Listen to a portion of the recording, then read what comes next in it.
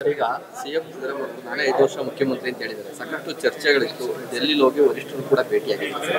5 ವರ್ಷ ನಾನೇ ಮುಖ್ಯಮಂತ್ರಿ ಅಂತ ಹೇಳಿದ್ದಾರೆ. ಸರ್ ಖಂಡಿತವಾಗ್ಲೂ ನೋಡಿ ಸರ್, ಇವಾಗ ಹೈಕಮಾಂಡ್ ತೀರ್ಮಾನ. ನಮ್ಮ ಹೈಕಮಾಂಡ್ ಯಾರು ಅಂದ್ರೆ ನಮ್ಮ ರಾಜ್ಯದಲ್ಲಿ ನಮ್ಮ ಸಿದ್ದರಾಮಯ್ಯ ಅವರು, ಡಿ ಕೆ ಶಿವಕುಮಾರ್ ಸಾಹೇಬರು ನಮ್ಮ ಹೈಕಮಾಂಡ್.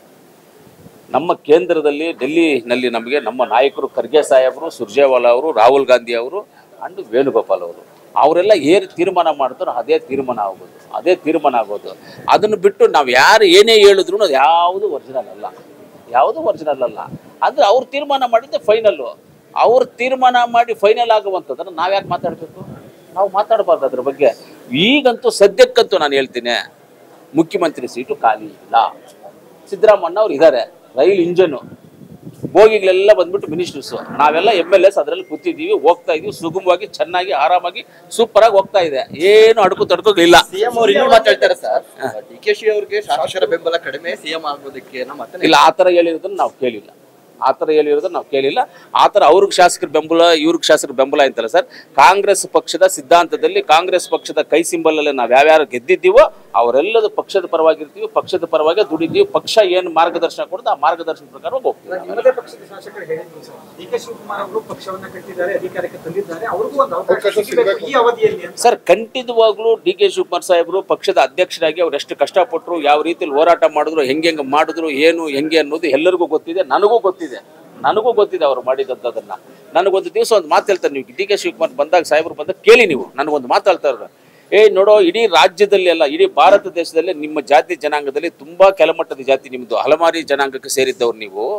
ನಿಮ್ಮ ಜನಾಂಗದಲ್ಲಿ ಇಡೀ ರಾಜ್ಯದಲ್ಲೇ ಯಾರೂ ಇಲ್ಲ, ದೇಶದಲ್ಲೇ ಯಾರೂ ಇಲ್ಲ. ನಮಗೆ ನೀನೆಲ್ಲಾದ್ರೂ ಒಂದು ಜಾಗದಲ್ಲಿ MLA ಆಗಬೇಕು ಅಂತ ಇಂಥ ಒಂದು ಚಿಕ್ಕ ಜಾತಿ, ನನ್ನ ಓಟ್ ಕೋಲಾರಲ್ಲಿರೋ 1200 ಓಟು ನನ್ನ ಜಾತಿ ಓಟ್ ಇರೋದು, ಮುಳ್ಬಾಗ್ಲಲ್ಲಿ ಇರೋದು ನನ್ನ ಜಾತಿ ಓಟು 1500 ಓಟ್ ಇದೆ.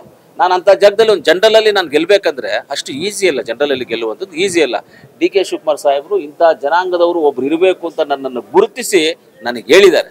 ಅಂದರೆ ಅವ್ರ ಮನಸ್ಥಿತಿ ಯಾವ ರೀತಿಯಲ್ಲಿ ಇರಬೇಕು, ಎಂಥ ಲೋ ಲೆವೆಲನ್ನು ಹೆಂಗೆ ಕೆಳಮಟ್ಟದಲ್ಲಿರುವವರನ್ನು ಗುರುತಿಸಬೇಕು ಅನ್ನೋ ಒಂದು ಉದ್ದೇಶ ಅವರಲ್ಲಿದೆ. ಕರೆಕ್ಟೇ ಇಲ್ವಾ? ಉದ್ದೇಶ ಇದೆ. ಆದರೆ ಈ ಅವಧಿನಲ್ಲಿ ಆಗಬಾರ್ದ ಅನ್ನೋದು ಖರ್ಗೆ ಸಾಹೇಬರು ತೀರ್ಮಾನ ಮಾಡ್ತಾರೆ. ನಾವ್ಯಾರು ತೀರ್ಮಾನ ಮಾಡುವಂತಿಲ್ಲ. ನಮಗೆ ಸಿದ್ದರಾಮಯ್ಯ ಇದ್ರೆ ಏನು ಬೇರೆ ಏನಲ್ಲ, DK ಶಿವಕುಮಾರ್ ಸಾಹೇಬರು ಇದ್ರೆ ಬೇರೆ ಏನಿಲ್ಲ, ಯಾರಿದ್ರು ಒಂದೇ ನಮಗೆ. ಖಂಡಿತವಾಗ್ಲೂ ಅಂಥ ವ್ಯಕ್ತಿ CM ಆದ್ರೆ ಒಳ್ಳೇದೇ ಅಲ್ವಾ? ಮುಂದಿನ ದಿನಗಳಲ್ಲಿ ಅವಕಾಶ ಸಿಗುತ್ತೆ ಸರ್, ಯಾರಿಗೂ ಅವಕಾಶ ಸಿಗುತ್ತೆ ಸರ್, ಸಿಗದೆ ಹೋಗೋದಿಲ್ಲ ಸರ್.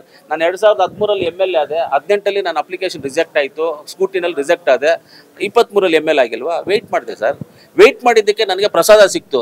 ಜಲ್ದಿ ಹೋಗಿದ್ರೆ ವಿಷ ಸಿಕ್ಕಿರೋದು ನನಗೆ. ವೆಯ್ಟ್ ಮಾಡಿದ್ದಕ್ಕೆ ಪ್ರಸಾದ ಸಿಕ್ಕಿದೆ, ಒಳ್ಳೆ ಸರ್ಕಾರ ಸಿಕ್ಕಿದೆ, ಒಳ್ಳೆ ಮುಖ್ಯಮಂತ್ರಿಗಳು ಸಿಕ್ಕಿದ್ದಾರೆ, ಒಳ್ಳೆ ಡೆಪ್ಟಿ CM ಸಿಕ್ಕಿದ್ದಾರೆ, ಒಳ್ಳೆ ಖುಷಿ ಆಗ್ತಾ ಇದೆ ನಮಗೆ. ಪ್ರಸಾದವನ್ನು ಸಿಕ್ಕಿದೆ, ವಿಷ ಸಿಕ್ಕಿಲ್ಲ ನಮಗೆ.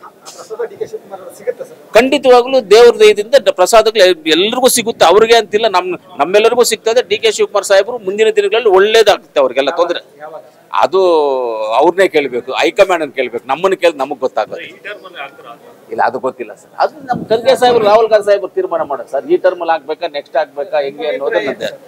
ನಮ್ಮ ಅಭಿಪ್ರಾಯ ಕಾಂಗ್ರೆಸ್ ಪಕ್ಷ ಏನು ಹೇಳುತ್ತೋ ಆ ಕೆಲಸವನ್ನು ನಾವು ಮಾಡ್ತೀವಿ. Thank you sir.